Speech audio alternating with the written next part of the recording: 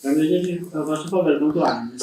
Thank you so much. Sir, सबसे पहले आपसे जानना चाहेंगे कि जब आप पहली बार ये शो ऑफर हुआ आपको तो क्या रिएक्शन क्या था आपका? गोरिया चली गांव जब मुझे ऑफ़र हुआ और मेरे को कॉन्सेप्ट समझाया तो मुझे बहुत ही पसंद आया और फिर इन्होंने बताया कि मराठी में ऑलरेडी ये कर रहे हैं और काफ़ी प्यार मिला है और अब वो नेशन वाइड एक पैन इंडिया करना चाहते हैं। कॉन्सेप्ट कितना कूल है ना कि 12 लड़कियां जो अर्बन लग्जरी की मतलब ग्रेटफुल मतलब अर्बन लग्जरी में रह रही हैं और अपनी normal day to day life में काम भी चल रहा है, सब कुछ चल रहा है एंड सडनली उनको वो सब त्याग कर गांव में रहना है। और गांव की लाइफ सिंपल है but it is not easy. मैं ये नहीं कहूँगा कि वहाँ पे लोग स्ट्रगल कर रहे हैं, उनके लिए वो नॉर्मल है बट आपको एक एक चीज़ के लिए अपना काम खुद करना पड़ता है।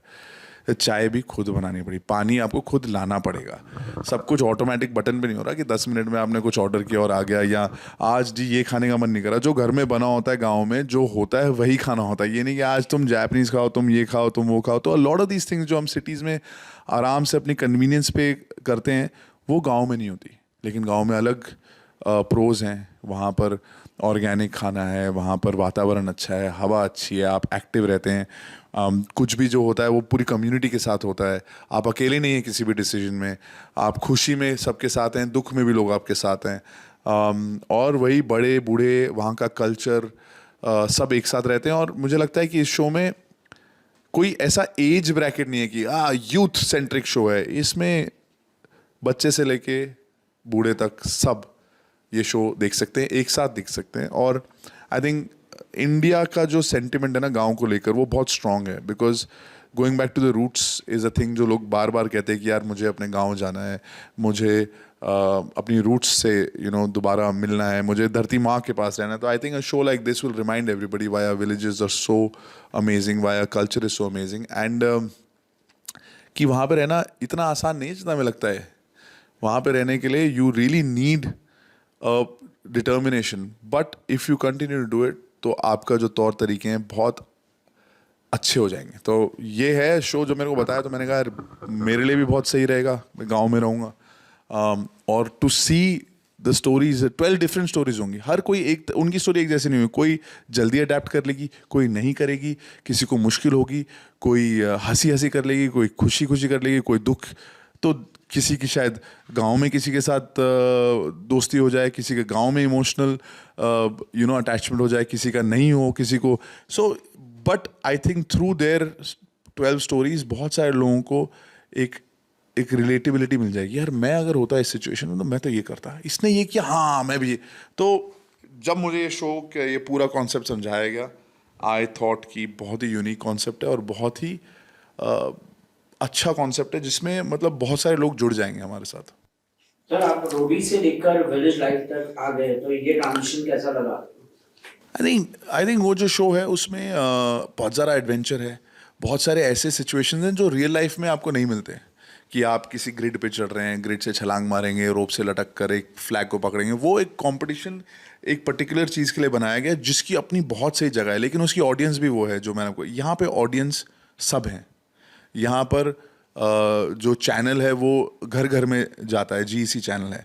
और यहाँ पर जो जो उद्देश्य है वो ये है कि यार जो हम कम्युनिटी करते हैं, जो हम कहते हैं कि हमारे को क्वालिटी ऑफ लाइफ हाई चाहिए, वो है अवेलेबल है। आपको सिर्फ अपने सिटी से निकल के गांव तक जाना है। देखिए तो सही कि वहाँ पर जो जो चीज़ें आपको ऐसा लग रहा है कि लाइफ के एंड में मुझे यार काश मेरे पास जगह हो घूमने की, अच्छा वातावरण हो, अच्छा पानी हो, स्वच्छ प्रोड्यूस हो आसपास का, वो ऑलरेडी आपको सिर्फ गांव तक जाना है, वहाँ पे है। तो वैल्यू बढ़ जाएगी मुझे लगता है गांव की। तो ये जर्नी मेरे लिए बहुत सही रही। बट मेरे अंदर मैं काफ़ी बचपन से अपने नाना नानी के गांव में, अपने दादा दादी के गांव में जाता था। तो मुझे लगता है कि मेरा तो जो बचपन के जो अच्छे टाइम्स थे गांव में वो वापस आ जाएंगे। और कुछ गांव में जब मैं जाता था मुझे बोलते रहे कि चलो बहुत मस्ती होंगे, अब कुछ काम भी करो। ये स्टाइल का मामला है। रूपा फ्रंटलाइन।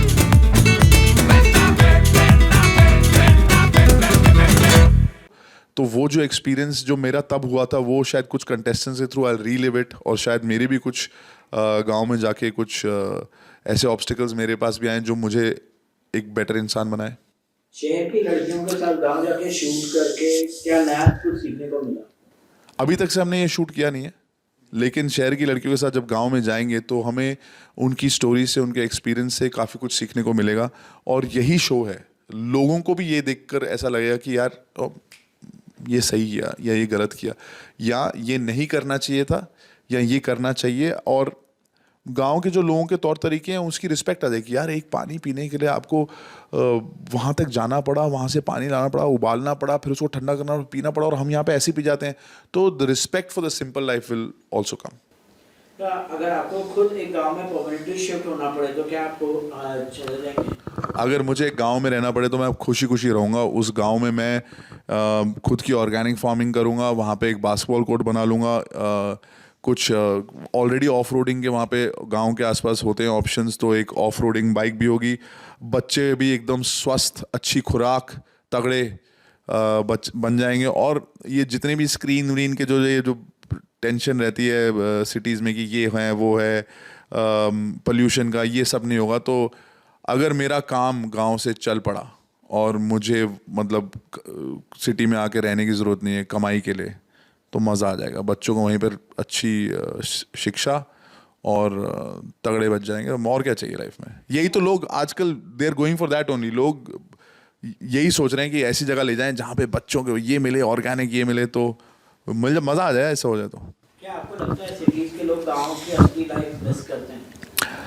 मुझे लगता है कि सिटीज़ के लोग जिनको गांव की लाइफ पता है वो मिस करते हैं। लेकिन इस शो के द्वारा ऐसे बहुत सारे अनेक सिटी के लोग हैं जिनको पता ही नहीं कि गांव की लाइफ में क्या मज़े हैं, वो सामने आ जाएगा। और फिर आप देखिए कितने लोग चाहेंगे कि गांव की लाइफ जिए।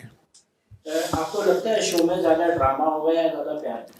मेरे को लगता है इस शो में शुरू में ड्रामा होगा, बहुत इमोशन होगा, हंसी मजाक होगा, ऐसी सिचुएशंस होंगी जो फनी होंगी। एंड में बहुत प्यार होगा एक दूसरे से भी, और गांव वालों और लड़कियों के बीच में भी, और काफ़ी इमोशनल होगा। ये एंड में होगा, मुझे ऐसा लगता है। क्या आपको लगता है एंड में होस्ट होने के बावजूद कभी लगेगा आपको कि मतलब यार मैं खुद एक कंटेस्टेंट बन जाता? मुझे लगता है कि एज अ होस्ट जो भी जाएगा, जो इस बार मैं जा रहा हूँ, हम भी एज अ होस्ट एक कंटेस्टेंट हैं, क्योंकि हमें भी गांव में, मुझे भी ट्रैक्टर चलाने को मिलेगा, मुझे भी गांव की कुछ अलग अलग चीज़ें करने को मिलेंगी, एंड गांव में रहने को मिलेगा। तो एज अ होस्ट ऑल्सो ऐसा नहीं है कि मैं वहाँ पर एक अलग ही लाइफ जी रहा हूँ, मैं भी गांव में रहूँगा। और मैं बहुत खुश हूँ कि as a host I get to get these experiences. तो कंटेस्टेंट बनना तो नहीं, बट ये अपॉर्चुनिटी गांव में रहने का और गांव वालों के साथ एक्सपीरियंस करने का मौका मिलेगा। I am very excited about that. मैं सबको ये बोलना चाहूँगा कि यार जी टीवी पर जो नया शो आ रहा है गोरिया चली गाँव, वो देखो, अपने फैमिली के साथ देखो, और जब मौका मिले एक गांव में जाओ अपने दोस्तों के साथ या फैमिली के साथ, और एक्सपीरियंस करो कि रियल लाइफ में जो गांव की लाइफ है उसमें कितना मज़ा आता है। बिकॉज जब आप छोटे छोटे चोर्स अपने आप के लिए करते हो, तो रात को जब आपको नींद आती है, थक के जब आप सोते हो, आपको बहुत अच्छा लगता है कि यार आज मैंने, I was self sufficient. End of course वहाँ के जो पर्क्स ये हैं कि वहाँ पे सब नेचुरल है, वहाँ पर खाना अच्छा है, वहाँ पे वातावरण अच्छा है। तो एक वो जो कहते हैं ना, जो आपका पूरे जो सारे जो चक्र हैं वो सब एकदम सेंटर हो जाएंगे, आप एकदम रीसेट होके रेडी फॉर एक्शन हो जाओगे। Shyam steel flexi strong TMT बार, ये स्ट्रॉन्ग के साथ फ्लेक्सिबल भी है। आपदा मुसीबत कोई भी आए, ये घर को अटूट बनाए। जब टीएमटी फ्लेक्सी स्ट्रॉन्ग, तो घर रहे हमेशा के लिए स्ट्रॉन्ग।